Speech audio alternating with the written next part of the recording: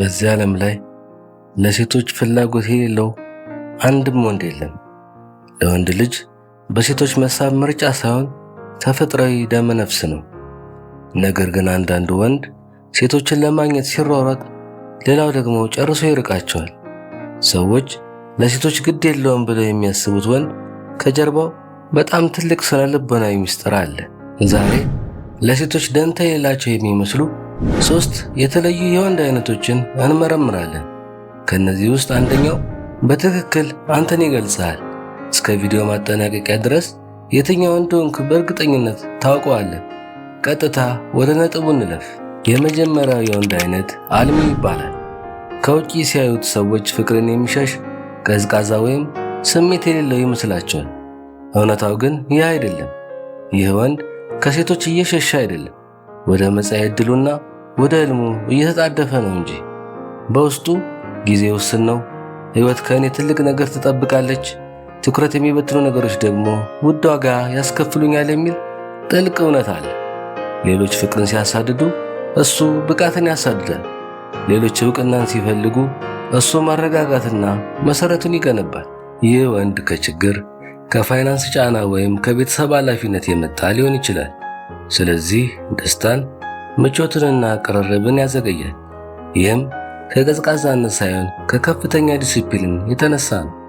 አንድ ሴት ለሱ ፍላጎት ስታሳይ ኩራት አይሰማውም፣ ይልቁንም ይጨነቃል። ምክንያቱም አንድ የተሳሳተ ቁርኝት ለዓመታት ወደ ኋላ ሊያስቀረው እንደሚችል ያውቃል። ለራሱ እንዲህ ይላል፣ መጀመሪያ ራሴንና የወደፊት ሕይወቴን የመጠበቅ አቅም ልገንባ፣ ከዚያ በኋላ የራሴን ቤተሰብ መሠረታለሁ። ስነ ልቦና ይህን ዲሌይድ ግራቲፊኬሽን ደስታን ማዘግየት ይላል። ይህ ደግሞ የወደፊት ስኬት ትልቁ ማረጋገጫ ነው። ወንድም አሁን ራስህን ጠይቅ።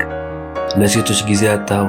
የገዛ ሕይወትህንና ህልምን ለመገንባት በምታደርገው እውነተኛ ትግል ውስጥ ስለሆንክ ነው ወይስ ዝም ብለህ አቅጣጫ አጥተሃል? እስኪ አሁን ኮሜንት ላይ እኔ ህልምን እየገነባው ነው ወይም አቅጣጫ ያስፈልገኛል ብለህ ጻፍልኝ። አሁን ደግሞ ወደ ሁለተኛውና እጅግ በጣም ብርቅዬ ወደ ሆነው የወንድ አይነት እንለፍ። ሁለተኛው የወንድ አይነት መራጭ ወንድ ይባላል። ይህ ወንድ ከሴቶች ጋር ብዙ አያወራም፣ በየቦታው አይልከሰከስም። እንዲያውም አንዳንዴ እውነተኛ የቀጠሮ ግንኙነት እንኳን አድርጎ አያውቅም። ሰዎች ሴት ይጣላል ወይም ግትር ነው ብለው ይፈርዱበታል።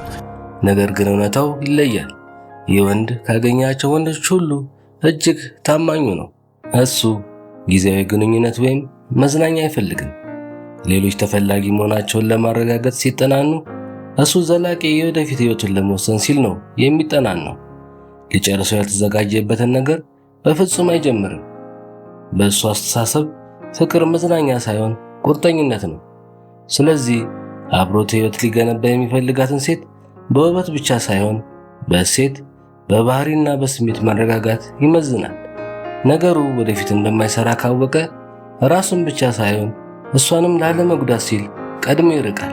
ስነ ልቦና ይህንን ሃይ ሴሌክቲቭ ከፍተኛ መራጭነት ይለዋል። ይህ ወንድ የብዙ ግንኙነቶች ሰው አይደለም፣ የአንድ ግንኙነት ሰው ነው። ከተቀበለም ሙሉ በሙሉ ነው የሚቀበለው። አንዴ ቆም ብለህ አዳምጥ። እስካሁን ያየናቸው ሁለቱ ወንዶች ለሴቶች ደንታ የሌላቸው የሚመስሉት በጥንካሬያቸውና በዲሲፕሊናቸው ምክንያት ነው። ነገር ግን አሁን የምናየው ሶስተኛው የወንድ አይነት ሙሉ በሙሉ የተለየ ነው። ይህ ወንድ በውስጡ የተሰበረ፣ አደገኛና በስቃይ ውስጥ ያለ ነው። ብዙ ወንዶች ሳያውቁት ወደዚህ ጉድጓድ ውስጥ ይወድቃሉ። አንተስ ወደዚህ አደገኛ አስተሳሰብ ገብተህ ይሆን? በጥንቃቄ ተከታተል። ሶስተኛው የወንድ አይነት ኢንሴል ወይም የተሰበረ ወንድ ይባላል። ይህ ወንድ ሴቶችንና ቅርርብን አጥብቆ ይፈልጋል። ነገር ግን በተደጋጋሚ ውድቅ ስለተደረገ ፍላጎቱን ማሳካት አልቻለም። ከጊዜ በኋላ ግን አስፈሪ ነገር ይከሰታል። ለሴቶች ያለው ፍላጎት ወደ ተዛባ አባዜና ጥላቻ ይቀየራል። መጀመሪያ ውድቅ ይደረጋል፣ ከዚያ የበታችነት ይሰማዋል፣ ቀጥሎ ይቆጣል። በመጨረሻም ሴቶች ጨካኝ ናቸው፣ ገንዘብና ውበት ብቻ ነው የሚያዩት በሚል ምክንያትን ይፈጥራል። ስነ ልቦና ይህንን ኤክስተርናላይዜሽን ችግርን ወደ ውጭ ማላከክ ይለዋል። እኔ በራስ መተማመን የለኝም፣ ራሴን ማሻሻል አለብኝ ብሎ ኃላፊነትን ከመውሰድ ይልቅ ዓለሙና ሴቶች ተበላሽቷል ብሎ ያምናል። ይህ ወንድ ዲሲፕሊን ያለው አይደለም፣ መራጭም አይደለም። እሱ በምኞትና በቂም መካከል የታሰረ ምስኪን ነው። በዚህ አስተሳሰብ ውስጥ በቆየ ቁጥር ደግሞ ጤናማ ግንኙነት የመገንባት ዕድሉ እየሞተ ይሄዳል። ወንድሜ፣ ልትረዳው የሚገባው የመጨረሻው እውነት ይህ ነው። በዚህ ዓለም ላይ ለሴቶች ፍላጎት የሌለው ወንድ የለም። ልዩነቱ ፍላጎቱን የሚያስተናግድበት መንገድ ላይ ነው። አንዳንዶቹ ለወደፊቱ ሲሉ ያዘገዩታል። አንዳንዶቹ ለዘላቂ ሕይወት ሲሉ በዲሲፕሊን ይመሩታል። አንዳንዶቹ ደግሞ በእሱ ቆስለው ራሳቸውን ያጠፋሉ። ስለዚህ እውነተኛው ጥያቄ ለምን ለሴቶች ግድ የለኝም የሚለው አይደለም፣ እኔ ከእነዚህ ውስጥ የትኛው አይነት ወንድ ነኝ የሚለው ነው። ለራስህ ታማኙ አንተ የትኛው ነህ? አሁኑኑ ኮሜንት ላይ አልሚው፣ መራጩ ወይም የተሰበረው ብለህ ጻፍልኝ። ቪዲዮ ከተመቸ ላይክ አድርገው።